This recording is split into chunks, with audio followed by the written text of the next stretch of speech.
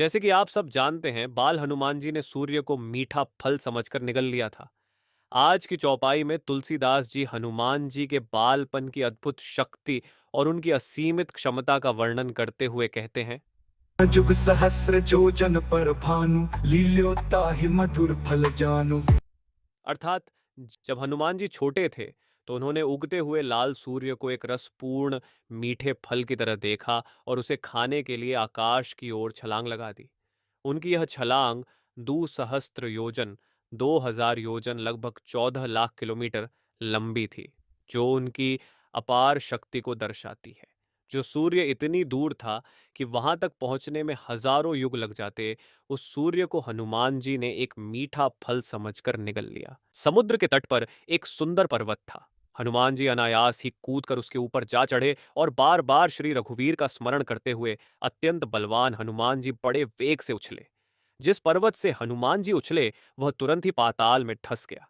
जैसे श्री रघुनाथ जी का अमोघ बाण चलता है, उसी प्रकार हनुमान जी भी श्री राम के बाण की भांति वेगपूर्वक आगे बढ़ चले। यह सुंदरकांड की उन पंक्तियों में से है जिनमें गोस्वामी तुलसीदास जी ने हनुमान जी की लंका यात्रा के प्रारंभ का वर्णन किया है। 19वीं चौपाई, जिसमें तुलसीदास जी भगवान हनुमान जी की अपार क्षमता का वर्णन करते हुए कहते हैं। प्रभु मुद्रिका मेलि मुख माही, जलधि लांघि गए अचरज नाही।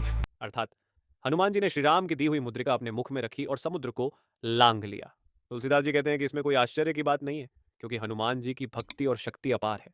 जय श्री राम, जय हनुमान। 20वीं चौपाई में तुलसीदास जी हनुमान जी की महिमा का गुणगान करते हुए कहते हैं कि दुर्गम काज जगत के जेते, सुगम अनुग्रह तुम्हरे तेते। संसार के सभी कठिन कार्य आपकी कृपा से सहज ही संभव हो जाते हैं। इसका अर्थ है कि दुनिया के जितने भी कठिन कार्य हैं, जिनका संपन्न होना असंभव सा लगता है, आपकी कृपा से वे सभी कार्य सरल हो जाते हैं। हनुमान जी के भक्तों का विश्वास है कि उनकी कृपा से असंभव भी संभव हो जाता है। जब कोई भी संकट सामने हो, तो हनुमान जी की भक्ति और स्मरण से वह संकट टल जाता है। यही कारण है कि वे संकट मोचन कहलाते हैं। तुलसीदास जी 21वीं चौपाई में कहते हैं। राम दुआरे तुम रखवारे, होत न आज्ञा बिनु पैसारे। अर्थात हनुमान जी श्री राम के द्वारपाल हैं। बिना उनकी अनुमति के कोई भी श्री राम की कृपा प्राप्त नहीं कर सकता।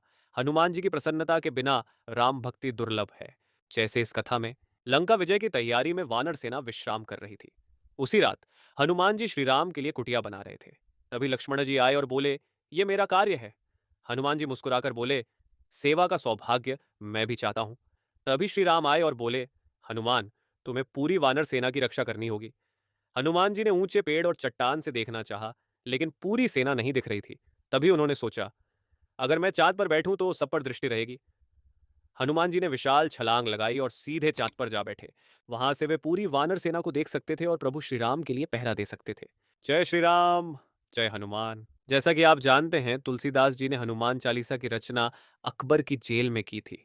तब तुलसीदास जी ने सोचा कि संकट से केवल संकट मोचन ही निकाल सकते हैं।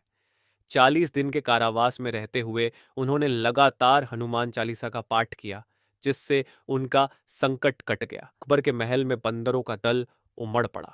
इससे भयभीत होकर अकबर ने तुरंत तुलसीदास जी को मुक्त कर दिया। 22वीं चौपाई में भी यही संदेश है। सब सुख लहै तुम्हारी सरना, तुम रक्षक काहू को डरना। अर्थात जो भी आपकी शरण में आता है, वह सभी सुखों को प्राप्त करता है। जब स्वयं संकट मोचन हनुमान जी रक्षक हों, तो फिर डर क्यों?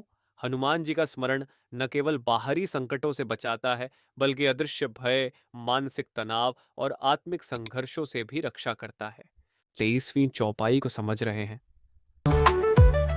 आपन तेज संहारो आपै, तीनों लोक हाकते कापै। अर्थ, हनुमान जी की अपार शक्ति को केवल वे स्वयं ही नियंत्रित कर सकते हैं।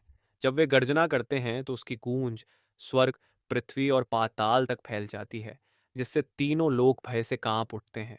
लंका दहन के बाद जब हनुमान जी वापस लौटने लगे, तो उन्होंने इतनी प्रचंड गर्जना की कि पूरी लंका भय से थर्रा उठी। उनकी महाध्वनि से राक्षसों के नगर में हाहाकार मच गया। ये केवल गर्जना नहीं, बल्कि हनुमान जी के अजेय पराक्रम और विजय का प्रताप था।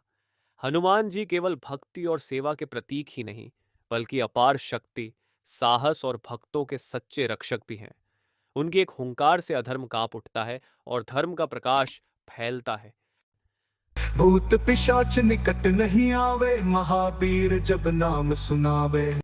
अर्थ, जहां भी महावीर हनुमान जी का नाम श्रद्धा और भक्ति के साथ लिया जाता है, वहां भूत प्रेत पिशाच या कोई भी नकारात्मक शक्ति पास नहीं फटक सकती। हनुमान जी का नाम सिर्फ बाहरी संकटों को ही नहीं, बल्कि मन के भीतर बसे भय, संदेह और नकारात्मकता को भी दूर कर देता है। पुराणों और संतों के अनुभव बताते हैं कि संकट के समय हनुमान चालीसा का पाठ करने से हर प्रकार की नकारात्मक ऊर्जा खत्म हो जाती है। इसलिए जब भी जीवन में भय, संदेह या बाधाएं आए, पूरे विश्वास से पुकारिए, जय बजरंग बली, और देखिए कैसे साहस, शक्ति और आत्मविश्वास आपके भीतर जाग उठते हैं। जहां जहां जय हनुमान की गूंज उठे, वहां वहां संकट पास नहीं टिके। जय श्री राम, जय हनुमान।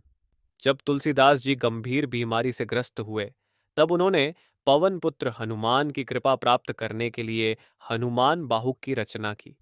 उन्होंने पूर्ण श्रद्धा और विश्वास के साथ इसका जाप किया और आश्चर्यजनक रूप से कुछ ही समय में वे पूर्ण रूप से स्वस्थ हो गए। नासै रोग हरे सब पीरा, जपत निरंतर हनुमत बीरा। यह चौपाई केवल शारीरिक रोगों तक सीमित नहीं है, बल्कि मानसिक, भावनात्मक और आध्यात्मिक पीड़ा को भी दूर करने का संकेत देती है। हनुमान जी का नाम जपने से हर प्रकार की नकारात्मक ऊर्जा समाप्त होती है और जीवन में शक्ति, साहस व आत्मविश्वास का संचार होता है। पुराणों और संतों के अनुभव बताते हैं कि शनिदेव के प्रकोप से बचने का सबसे प्रभावी उपाय हनुमान जी का स्मरण है। कहा जाता है कि हनुमान जी के स्मरण मात्र से शनिदेव का प्रभाव क्षीण हो जाता है। यही नहीं, हनुमान जी अपने भक्तों को हर प्रकार के संकटों से उबारने में समर्थ हैं। संकट ते हनुमान छुड़ावे, मन क्रम वचन ध्यान जो लावे। इसका अर्थ है, जो व्यक्ति मन, कर्म और वचन से हनुमान जी का ध्यान करता है, उसे हर संकट से हनुमान जी अवश्य उबारते हैं। हनुमान जी का स्मरण भय, चिंता और नकारात्मकता को दूर करता है। उनकी भक्ति हर कार्य में सफलता का मार्ग खोलती है। उनका नाम वाणी में प्रभाव और ऊर्जा बनाए रखता है। हनुमान जी का स्मरण हर संकट को हरने का अद्भुत उपाय है। तुलसीदास जी बताते हैं कि हनुमान जी ने भगवान श्री राम के सभी कार्य सफलता पूर्वक पूरे किए। सब पर राम तपस्वी राजा, इनके काज सकल तुम साजा। अर्थ, राम भक्त हनुमान जिन्होंने अपनी सेवा और समर्पण से हर कार्य को सिद्ध किया, श्री राम के हर संकट में उनके सहायक बने, माता सीता का संदेश पहुंचाया, लंका दहन किया और संजीवनी लाकर लक्ष्मण जी की जीवन रक्षा की। हनुमान जी की भक्ति, समर्पण और निस्वार्थ सेवा हमें सिखाती है कि सच्ची निष्ठा से किए गए कार्य हमेशा सफल होते हैं।